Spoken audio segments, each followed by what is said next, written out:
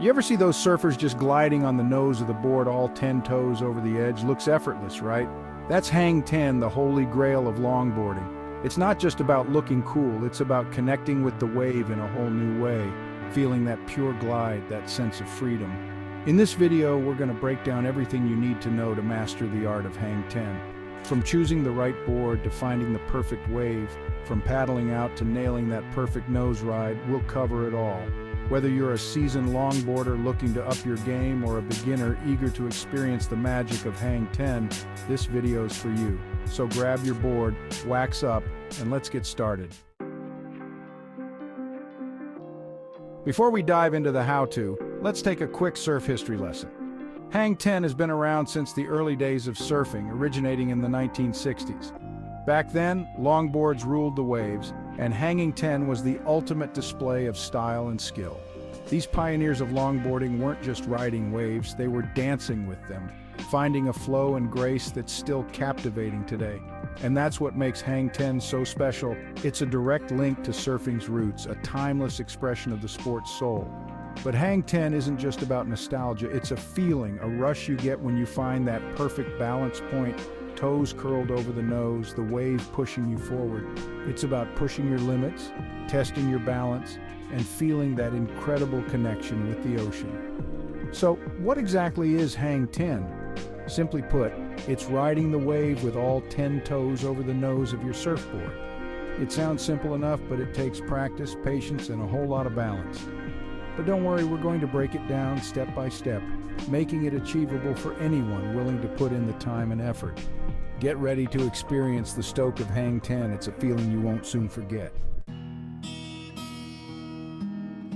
All right, let's talk boards. When it comes to Hanging 10, not all surfboards are created equal. You need stability and length, and that's where the longboard comes in. Longboards are 9 feet and up. They're wider and thicker, giving extra buoyancy and stability. More surface area makes it easier to balance. The shape of the board is crucial. Look for a board with a full nose. A wider nose gives more space to plant your feet. Consider the rocker, the curve from nose to tail. A flatter rocker helps maintain speed and glide. Now that you've got your longboard dialed in, it's time to find the perfect wave for Hanging 10. Remember, not all waves are created equal. You want a wave that's going to give you a long, smooth ride, one that allows you to walk the nose without getting pitched over the falls. Look for waves that are breaking slowly and evenly.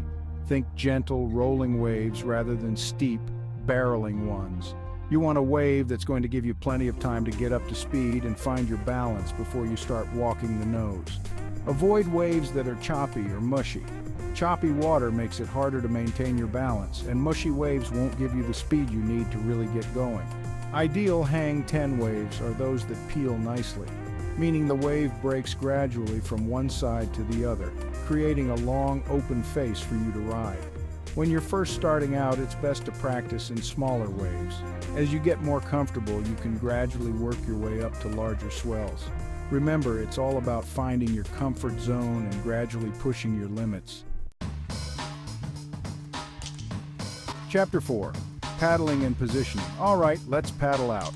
Getting into the right position is crucial for catching the wave and setting yourself up for a successful Hang 10. Start by paddling out to the lineup, the area where the waves are breaking. When you see a wave you want, start paddling early to match the speed of the wave. You want to feel the wave lifting you up, propelling you forward. This is called catching the wave's momentum. As you feel the wave catching you, paddle strong and steady to get yourself into the wave. Don't hesitate, be decisive with your paddling. Once you feel the wave carrying you, it's time to pop up. But before you do, make sure you're positioned correctly on the board. You want to be lying on the board with your chest slightly elevated, your weight centered over the stringer, the line that runs down the middle of the board. Avoid lying too far forward or too far back. Too far forward and you'll nosedive. Too far back and you won't catch the wave. It takes practice to find the sweet spot, but once you do, you'll know it. Chapter 5. Standing up smoothly. Now for the fun part, standing up. The key here is to make it one fluid motion, like you're flowing up with the wave. From your paddling position, bring your hands under your chest, shoulder width apart. Push up explosively, using your arms and core to lift your body off the board. As you push up, Bring your front foot forward between your hands, landing it firmly on the stringer. As your front foot lands, swiftly bring your back foot up to meet your front foot. Your stance should be comfortable and shoulder-width apart with your knees slightly bent. Avoid standing up too quickly or too slowly. Too quick and you might lose your balance. Too slow and you'll miss the wave's momentum. Keep your eyes focused on where you want to go on the wave. Your gaze helps direct your body and maintain balance. Chapter 6.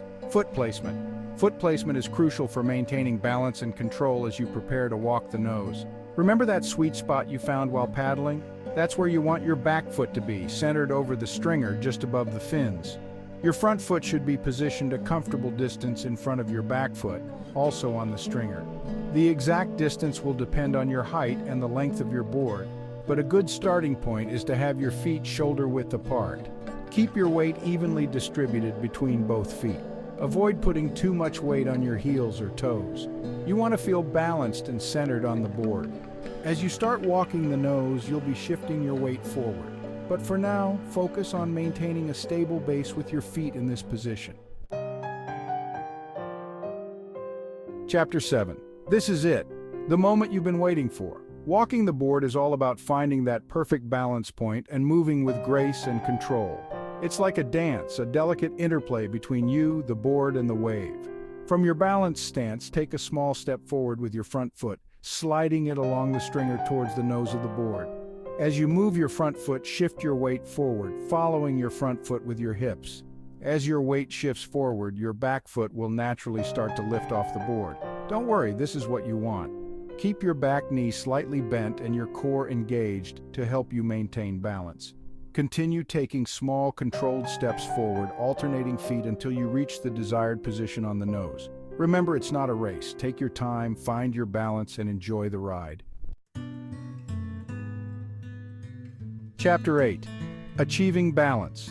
Maintaining balance while walking the nose is all about finding your center of gravity and making micro-adjustments with your body. Think of yourself as a tightrope walker, constantly adjusting to stay upright. Your arms play a crucial role in balance. Extend your arms out to the sides, parallel to the water. Use your arms like a bird uses its wings to make small adjustments and maintain stability. Keep your core engaged. Your core muscles act like your body's natural stabilizer, helping you stay balanced and in control. Focus your gaze on the nose of the board. Where your eyes go, your body follows. Keeping your eyes on the nose helps you maintain your balance and direction.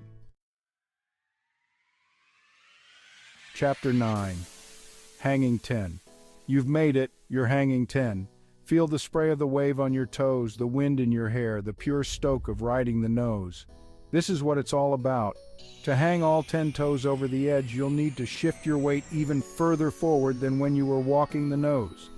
Keep your core engaged, your back knee bent, and your arms extended for balance. Curl your toes over the edge of the board. This helps you grip the board and maintain your position. Find that sweet spot where you feel perfectly balanced with just the right amount of weight over the nose. It might take a few tries, but once you find it, you'll know. Hold the hang 10 for as long as you can, soaking up the feeling of pure glide. Chapter 10. Exiting the maneuver. All good things must come to an end, but exiting a hang 10 should be just as stylish as the maneuver itself. When you're ready to return to a more stable position, start by shifting your weight slightly back from the nose. Slowly walk your feet back towards the tail of the board, taking small, controlled steps, just like you did when you were walking towards the nose.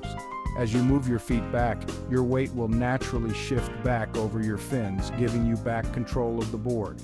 Once you're back in a comfortable stance, you can continue riding the wave or prepare to kick out.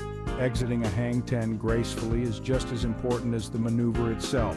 It demonstrates your control and style on the waves.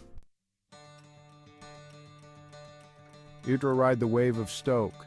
So there you have it, the art of hang 10 broken down step by step. Remember those pioneers of longboarding? They weren't born knowing how to hang 10. They practiced, they fell, they got back up, and they kept pushing the limits of what was possible on a wave. And that's the beauty of surfing. It's a journey of constant learning, of pushing your boundaries and discovering new levels of stoke. So get out there, find some waves, and start practicing. Who knows, maybe one day you'll find yourself hanging 10 with the best of them. See you in the lineup.